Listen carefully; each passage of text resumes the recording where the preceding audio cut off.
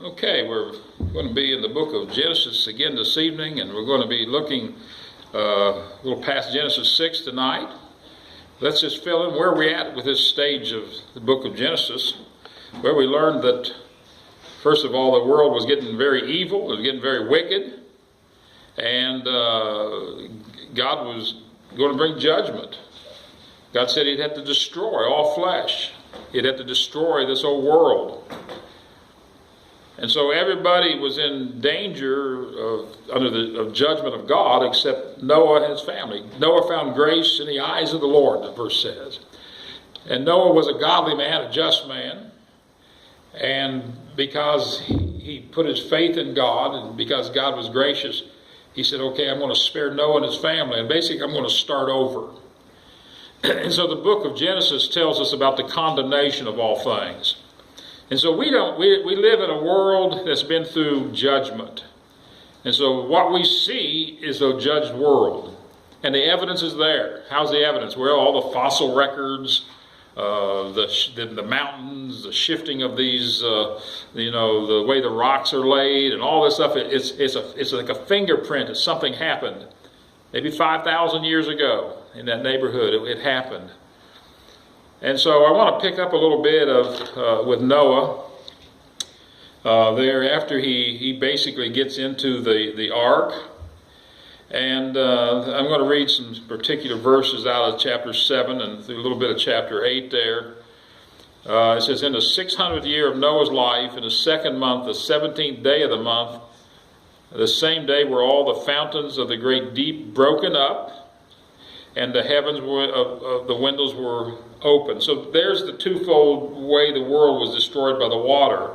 One was the fountains came up, and the heavens were open and water came down. And so basically our world was covered both from the deep and from the air. The rain was upon the earth 40 days and 40 nights. Now that means there that the rain that was coming down was coming for 40 days and 40 nights. Now the water was on the earth a lot longer than that. They covered it. And the waters prevailed exceedingly upon the earth, and on the high hills that were under the whole earth were covered. 15 cubits upwards did the water prevail, and the mountains were covered. Now does it mean that all the mountains that we see today were covered? Well, I don't think that the mountains that we see today necessarily were the same height. I believe it was during this flood time is when the shifting of this plates took place. And about everybody will agree to that, even the non-believers of the flood and the believers of the flood both believe that there was a shifting of the continents. And now they think, their side think, well, that took billions and billions of years to shift and all that. We believe, as those who of creation and believing in the flood, that the cataclysmic event of the flood shifted things up to the point that that's what caused these big mountains to form, like Mount Everest. Mount Everest is a mountain, almost 30,000 feet high. It's doubtful that Mount Everest was 30,000 feet tall during that time. It's probably the result of the shifting of the earth, and then how long did that take? It probably took a while. After the flood, after the rain stopped, and the waters abated off. I want to read. I'd say for a long time the earth was in a lot of transition. It's just like if you have a local flood, even there's a lot of changes that are taking place. And the flood of Genesis is such a huge thing that there was all kinds of changes going on. The climate changes. That's when last week I told you there's more information. If you have the book, there's more additional information on this stuff. But that's when we believe the polar caps were formed. The ice caps after this time. What happened, the science believes that with it was sort of a vegetative tropical world, and there's proof of that because we got vegetative tropical plants in fossil form all over the world. Okay, here in West Virginia you can find tropical type things in fossils and all that stuff. After the collapse of our system, it would have changed the patterns all the currents and the air flows, that there would have been huge amounts of winds, and they would have went cold immediately, extremely cold. And I was reading, for the next few hundred years after the flood happened, there was all of this climate change, and that's where we believe in the poles. There was probably going to snow, and it might have snowed hundreds of feet per year, because that's how we get the ice caps, is hundreds and hundreds and hundreds of feet thick. And so that would have kept on doing it for years and years and years. And so that's how we have these polar caps, because that's where the coldest parts of the earth became. So that was something that happened after the flood. Okay, that's a post-flood problem there. I'd say all the patterns that we have in our storm patterns are post-flood happenings. I don't think there was hurricanes in the pre-flood era. The winds, what causes hurricanes, where it's the wind cycles that come off the coast of the point of Africa and comes to there in violence. Now, we didn't have that, I don't think. I don't think the world was like that. And so all those are the possibilities that things happen. So all those cataclysmic events happen, and we still see the result of that today's world we live in. Hurricanes and snowstorms, and as I think about snow is a beautiful thing, as you watch it, but really it doesn't supposed to be here. God made us a tropical climate where you could just be comfortable at 70 degrees all the time or something. Cold snow, it's like, I keep referring back sometimes in the Narnia movie. That place that was, remember, it snowed for like 100 years, and it was a result of this, and it was sort of a picture of the sin and all that kind of stuff. And it wasn't supposed to be there.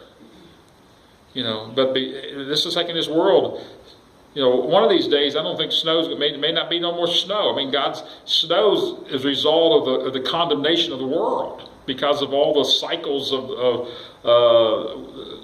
of seasons and all that kind of stuff, and the cold winds and all that stuff. So that's all we see. Still 5,000 years later, we still see what's going on because of this cataclysmic event called the flood. Every living substance was destroyed which was upon the face of the ground, both man and cattle and the creeping things. Now, if you believe the Bible's true, that statement's true, right? Where if there was a partial flood theory, that wouldn't be true. Because God said every living thing. It didn't say every little thing in the Middle East was destroyed. Every living thing. So, that's the reason, if you throw out these chapters in Genesis, you don't have a foundation for us to have anything. You either got to believe the Bible or you don't. And that's one thing of the Answers in Genesis group. Ken Ham has made a great point of getting across. And many churches in America has thrown out the literalness of chapters 1 through 11 of Genesis. And that undermines the authority of the Word of God. If you can't believe that, well, what else did God lie about? What kind of book do we have? So that's the reason it's very important to believe what the Bible has to say. And they were destroyed from the earth, and Noah only remained alive, and they that had with him in the ark.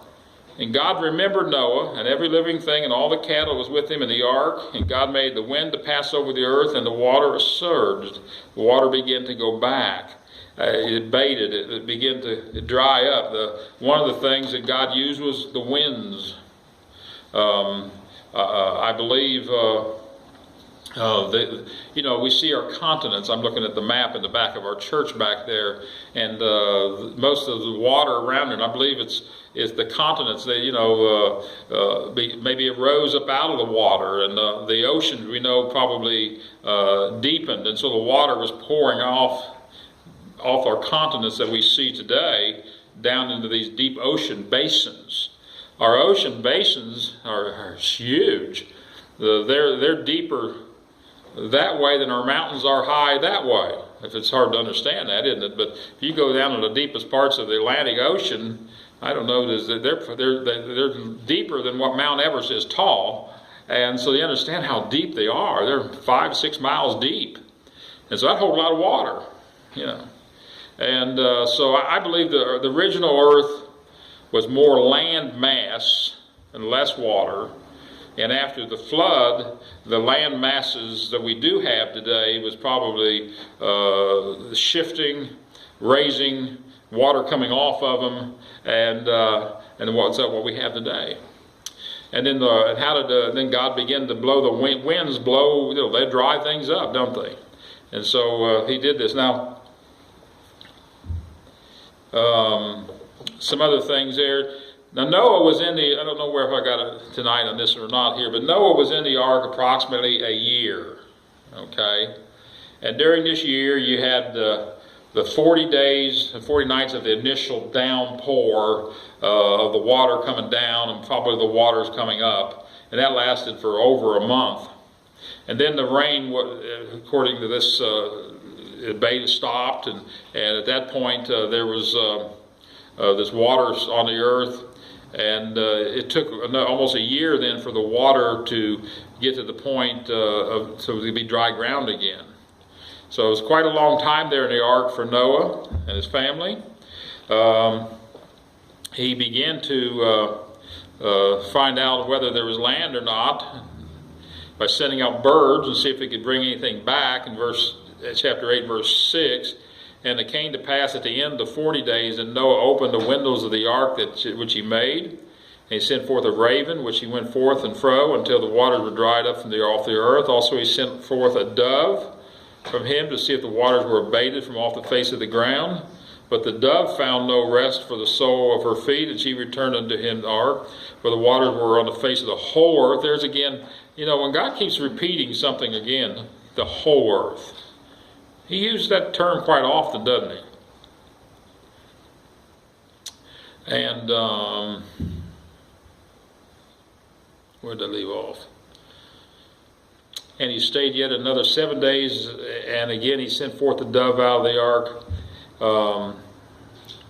I lost my place on my place here. But the dove found a rest for soul of her foot, and she returned unto him into the ark, for the waters were on the face of the whole earth. Then he put forth his hand, and he took her and pulled her into the ark. And he stayed yet another 7 days. Again he went from the dove out of the ark, and the dove came in the evening, and lo, in her mouth was an olive leaf plucked off. So this means that Noah knew that some ground had begun to become apart. Things had begun to grow a little bit, I guess. Things, on top of all this stuff that was now churning around, the water is coming down, and something was starting to grow a little bit. And the dove came in the evening, and lo, in her mouth was an olive leaf plucked off. So Noah knew that the waters were abated from the earth, and he stayed yet another 7 days and sent forth the dove, which remained not again unto him anymore. So the dove said, okay, there's land out here to stay. I'm not going back to that ark. I stood enough time in that ark. So it came to pass in the 601st year, in the first month, the first day of the month, the waters were dried up from off the earth, and Noah removed the covering of the ark, and looked, and behold, the face of the ground was dry. So after a year, he was on dry ground. We know he's on Mount Ararat from the scriptures, and like I said there last week, there are evidences of a something there that's in modern day Turkey, and there's been pilots who flew over there and years ago and took aerial photos, and they could see this thing froze into the mountainside there. There was people doing some exhibitions years ago and found some things there, and basically by this time, of course, it's more like a petrified wood, and basically the people of Noah, it's in a heart Turkey. They don't want you to be in that part of the world anyway, snooping around, so they don't let very many people over in there to look for it. But there has been people who see this thing on what would be called Mount Ararat. And so as I said last week, Noah there probably used the ark for a long time for housing, and there wasn't anything else on the world, and but he had a big house, and he had a lot of places to keep things. And so I imagine for a long time the ark was like where Noah and his generations lived, because after he got off, the animals could get off. They didn't need to be on there, and just a few things, and then they began to live and began to feed those animals. And he had a huge house there for a long time to live in his future families, and probably for a good while. So what did he do after this? Noah made a sacrifice. It says, and God spoke to Noah, saying, Go forth of the ark, thou and thy wife and thy sons' wives with thee. Bring forth with thee every living thing that is with thee, of all flesh, both of fowl and cattle, every creeping thing that creepeth upon the earth, that they may breed abundantly in the earth, and be more fruitful, and multiply upon the earth. And Noah went forth, and his sons and his wife and his sons' wives were with him, every beast, every creeping thing, and every fowl, and whatsoever creepeth upon the earth, and the other kind went out of the ark. And Noah built an altar unto the Lord, and he took every clean beast and every clean fowl and offered burnt offerings unto the altar. Now, talking about sacrificial giving, there wasn't a lot of animals left. Now, the clean beast, we knew there were 7 pairs, of animals from Genesis. And then the unclean, there was a pair. Now, they wouldn't offer an unclean animal for offering. And so he used what they considered the clean animals. And so they took one of those, and so that's sacrificial giving, it was sacrificial to give something that was so precious. The amount of animals that were left on earth was just those. And yet he gave it to God. There's something in there, isn't there? There's a great story in there, a great illustration, is we give God out of sacrifice. It wasn't like there's millions of animals. There was, of every breed, there was just a few. But God says, I want a sacrifice. And God blessed it. Of course, the world populated with animals. And we have plenty of animals today. Let me just give you a few things about some signs. Noah was given a rainbow in the sky. Between God and every living creature, flesh upon the earth, a covenant. That was the Noahic covenant, it's called. That God made a covenant with Noah in Genesis chapter 9, that he would that he would never destroy the earth again by flood. Okay, so that was a covenant, and the rainbow is that picture of that. And so, as an ever reminding picture, because we see rainbows a lot in our world, don't we? And so every time we see a rainbow, we sort of reminded ourselves of God and His power, His awesomeness, His promise. And the world's never been destroyed again like that. And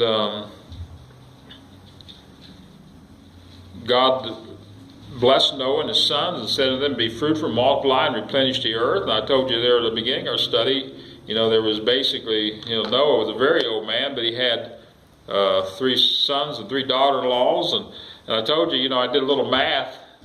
If they had children, over their life, if they had 20 kids each over life, and maybe that's a lot, let's go back, okay, just use 10, let's just cut it in half even. But I told you within 300 years, if you're using 10, the number would be about 3 million people on earth.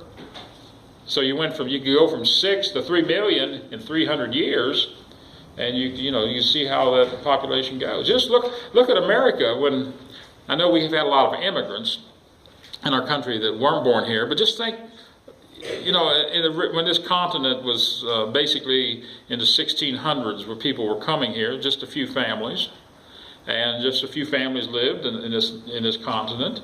But here, about 400 years from Jamestown, where we got 300 million people, in our country. So, it's the multiplication factor there. So out of the 8 come millions, and then over the time, millions and millions of people were born in our world over the last 5,000 years. So now, I think the figure's up about 7 billion people now upon earth, isn't it? And now when you get to these numbers, that doubling begins to really pick up. I don't know, it'll probably be running into 10 billion before long, because it really starts picking up when you get such big numbers. Something else he talked about here, some different things, the institution of the 4 seasons. While the earth remaineth, he says, seed time and harvest, and cold and heat, and summer and winter, and day and night shall not cease. That's something there, maybe a nice little promise. God says that there's going to be the seasons. And I think he says not cease until he's ready to step in and do anything different in a new heaven and new earth. So that's a promise. That's something to thank God for there, isn't it? The permission to eat animal flesh. Here's what it says. Here's something that took place a little bit, I think, after the flood too. The fear of you and the dread of you shall be upon every beast of the earth. It seems to be that the fear factor between animals and man was not a part of the story until after the flood. It seems to be even after the curse, there wasn't this animal and man fear that we have in our world today. Because it seems to be the way he tells him now, this is something new. He says there's going to be dread, there's going to be fear between animals and man. And upon every fowl in the air, upon every move upon the earth, and upon all the fishes of the sea, into your hand they are delivered. Every moving thing that earth shall be meat for you, even as the green herb have I given you all things. So what did God say? He says, guys, you can eat meat, you can eat vegetables. Now that's a little bit of change. Evidently before this time it was just vegetables only. And now it says, guys, you got to eat what you can. Things changed a little bit after. It was like, it was survival time, Before the flood, we didn't need to eat meat probably because the other food was so plentiful. I mean, you could go out anywhere and have food. I mean, there was so much of it. I mean, there was just bountiful supplies of food. I mean, every year long, never-ending supply. So you didn't really have to eat. You could just, eat that all day. But now, it was going to be tougher. There was going to be parts of the world you can't even grow food on. Since those days, how much of our world, like I said, how much of our world can we grow food on today? Very small percentage. We're very fortunate in our country. We have a big section that can grow food. There's other sections, other people in countries, they don't grow food. They don't have nothing to grow it on. Weather's too cold. Soil's too bad. Why? What is that? That's a result of the flood. So God says, well, you're going to have to maybe eating some animals now. So they begin eating some meat. And the beginning of human government was at least implied here. Whoso sheddeth man's blood, by man, by man shall his blood be shed, for an image of God made he man. So he gives man the authority to take another life if that person murdered somebody. Now this is the first of that. See, back when in the scriptures, we saw Cain, the murderer, and God spared his life. He didn't give authority to man to take Cain's life. Now after this time, we see the institution of God's authority to take life if someone took life. So that's the beginning of this in our world. And so these are some of the things that's very important in our study.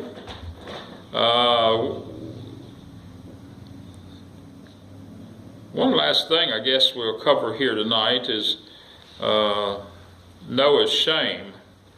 We find in the book of Genesis chapter 9 that Noah planted a vineyard, and we say he got drunk from the wine, and Noah began to be a husbandman or a farmer, and he planted a vineyard, and he drank of the wine and was drunken, and he was uncovered within his tent. The Bible does not go in specifics what happened, but it seems like there was some kind of sexual sin, homosexual type of a sin, and it's evidently it's between Canaan and Noah. It says Ham and his son Canaan saw and may have caused the nakedness of Noah. Now we know then this event took a lot of years past the flood, because Ham's got an adult son now, so we see him on the scene. And so Noah sobers up, and Noah pronounced judgments on Canaan for some undisclosed reason, it tells us here. And Noah awoke from his wine and knew what his younger son had done unto him. Now some people think that because, Ham, who did this, Ham or Canaan? Well, he curses Canaan, and he calls him his youngest son. Now, the thing here in the scriptures, understand, the Hebrew doesn't have a word for grandson, okay? It just uses the word son. So his youngest son, I believe, was told was Japheth. Now, we know Japheth didn't have anything to do with it. And evidently, he's talking about Canaan. Why? Because Canaan's the one that gets the curse. Because it goes, says, and he said, "Cursed be Canaan, a servant of servants shall he be unto his brethren." Now Ham had these four sons listed in the scriptures, and three of them basically were the fathers of the African nations. Okay, the one son, Canaan, became the father of the land where Israel eventually settled, the Canaanites. Okay, now the curse, because it used to be, people said it was the Hamitic curse, and it was against the black people of Africa. And that's not true. Canaan was cursed. Canaan is not in Africa, okay? Canaan was in what we have today, modern Israel, that part of the world there. And they were cursed. And we see, when Bible times continues on, later on in the book of Genesis and through the historical books, Canaan they became a very pagan country, an ungodly country, a country with all kinds of immorality running rampant. Who did they take that after? Old Uncle Canaan. And they were cursed because of that. And so that's one of the reasons, God said they don't deserve to have the land. That's the land of Abraham. Now, of course, when you say that in a bunch of unbelievers and whatever, they're not going to believe that and things, but that's what the Bible says, and that's what happened to that part of the world. They became cursed. They never was able to rule. They never had any, and they were conquered, and they was under the judgment of God for all that many years. So we know Noah's had the other sons, Shem. Ham became mostly the father of the African nations. Shem became the father of most of the nations that would, for instance, produce Israel, the nation of Israel, and out of Shem would eventually Messiah would come. Japheth became the father of what would be the European nations, and so we descendants of Japheth. Okay. The Middle Eastern people would probably be considered more of most of them are descendants of Shem, and the African nations of Ham, and so then from them all different groups of people come around the world. But in general, that's who we become after. So Ham, Shem, and Japheth became basically the heads of different groups of people. So here we see it in the scriptures. We see. This event, and this is unfortunately you see old Noah here. It's not a very pretty event, but that first of all, Noah planted a vineyard. It doesn't say that he planned to get drunk. He just said he got drunk. Maybe he didn't realize that wine turns into alcohol. This is a new world they're living in, and maybe it's different. Maybe they before the flood, there might have not even been a reason to make wine, because the fruit would have been constantly being produced. Basically why you produce wine is to preserve the fruit, because you get your crop of fruit and you're not going to get another crop the next year. Well, you just can't keep a bunch of grapes sitting around. They're going to rot and turn into raisins or something. But if you make juice, you can preserve the juice. And that was how a lot of American farmers used to preserve their corn back in the 1700s. They turned into moonshine. And then that's how they preserved a lot of corn. They went into that, and so they preserved grape and went into juice. And what happens to juice? Well, it ferments, and old Uncle Noah got in there, and he got into the grape bottle, and next thing he was flat out drunk, laying over on the side somewhere. So it doesn't say he intentionally did this, but that he found out that, hey, you drink that stuff after it sits in that skin for a while, it can get rough on you. And then the sin is Canaan, who came in and sinned with probably his grandfather. Isn't that amazing? The heart of sin, no matter how much these people see the judgment of God, is still there. Canaan was told by his father Ham. He was told by his grandfather Noah, because of sins like these things, God destroyed the earth. You see, people sometimes without a conversion, without a heart for God, the man's heart just dwells sinful. And we see that in the scriptures. So that's the story of the condemnation of all things. Today we still see the results of that day, that period. And we look forward to a day, one of these days I believe, when God's going to redeem this earth. And He's going to purge it. He's not going to purge it with water. He's going to purge it with fire and create a new heaven, a new earth for us to enjoy throughout eternity.